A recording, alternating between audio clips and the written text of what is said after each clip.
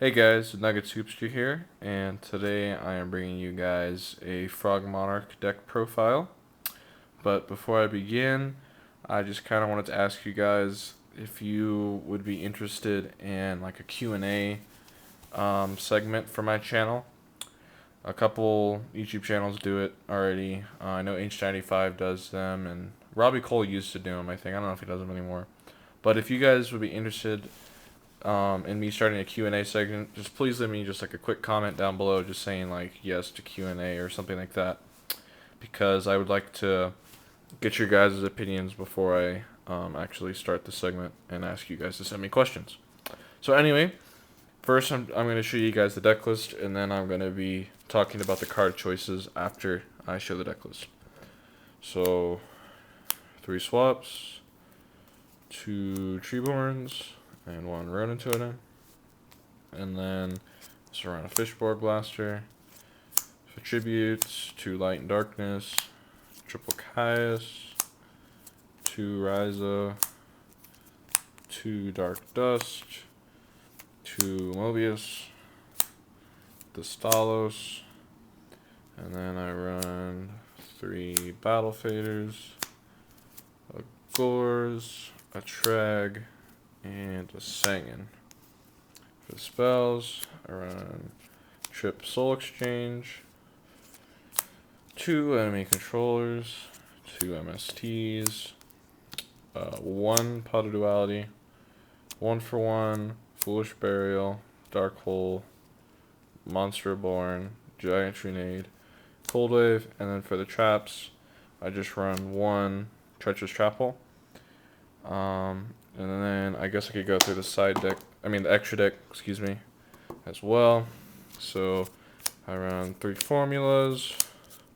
I run an Armory Arm, Caster, Android, Brionac, Goyo, Gungnir, Black Rose, Scrap Dragon, 2 Stardust Dragons, Colossal, and Shooting Star. So now after the deck list, I'm going to be talking about some of the card choices.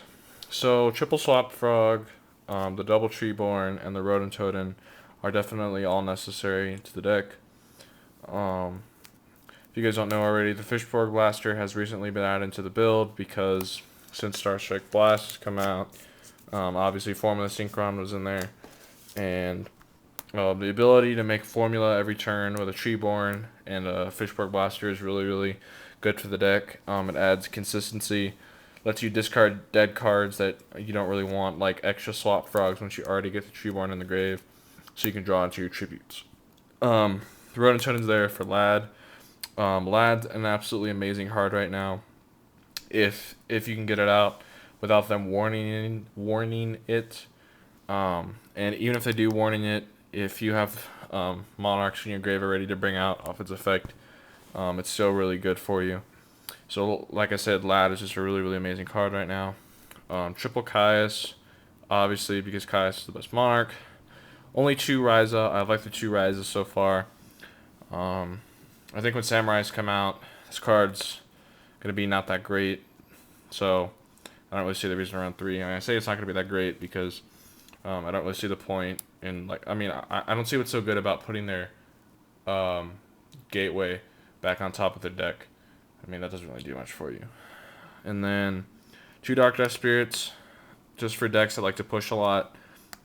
People a lot of times I think forget about this card, and I run the 2 in case I bottomless 1. But it's really good since it's a spirit monster, so it keeps coming back to your hand at the end phase. So next turn you have a tribute already. I run 2 Mobius now because, like I said, when Sam's come out, right, it's not going to be that good. But Mobius is going to be great. Mobius also gives you easy access to, where is he? That's on him. Gives you easy access to Gungnir, which is really good if you can get him out. So I think Mobius is a really good card in this deck. At least this format. And then I still run the 1 Thestalos just because of the Soul Exchange plays that you can make with it, and it just gives you free advantage. And then you have to run the 3 Faders right now. It's just, I don't know. Faders just save your butt too many times, and if your hand isn't very good set up for tributes. Gores, obviously broken. Trag's been testing pretty well for me, just because his ability to steal their monsters has won me a couple games recently. And then I run the Sangin because I don't like Dupe Frog and I don't like Mother Grizzly, so I decided that I just run Sangin. And gives you access to Fishborg, which is really nice.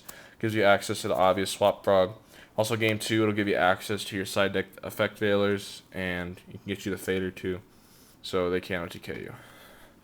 Spells, I think triple Soul Exchange is necessary because it pretty much makes makes their warnings not as good, because then they think twice about warning your monster because they're already going to lose a monster off the Soul Exchange.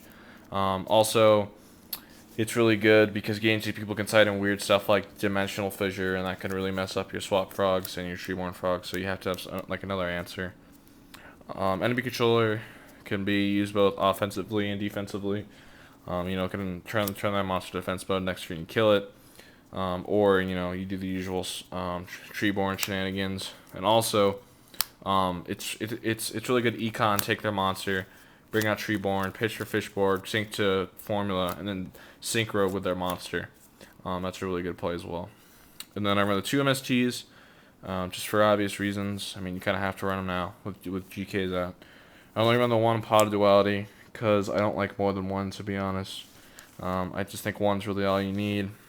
It's really good, even late game, just because you run triple Soul Exchange, so you can get around using Frog to set up tributes. Then the 1-for-1 and the Foolish Burial, obviously for these 2 guys, and I think these are both necessary. It's honestly just really good to 1-for-1 out of Fishborg or Foolish or Frog. So these are both really good. They've been testing great. Dark Hole Monster 1, really good. True Nades, you can set up for big plays, and Cold Wave is obviously the nuts with like Mobius and stuff. And then I run the 1 Treacherous, just because it's godly game 1, just because it's a free +1 and they can't really do anything to it. Game 2, when you side in your warnings and stuff, you obviously take this out, but I mean it's just godly game 1, so I don't see why you wouldn't run it. But yeah, guys, that's pretty much the deck. Sorry, I kind of got messed up. But hopefully you guys like this. Remember to leave me a comment below talking about what do you think I should do, a Q&A segment or not. That'd be greatly appreciated, your input on that. And I guess thanks for 900 subscribers. That's great. And I can't wait to hit 1,000. So that's it, YouTube.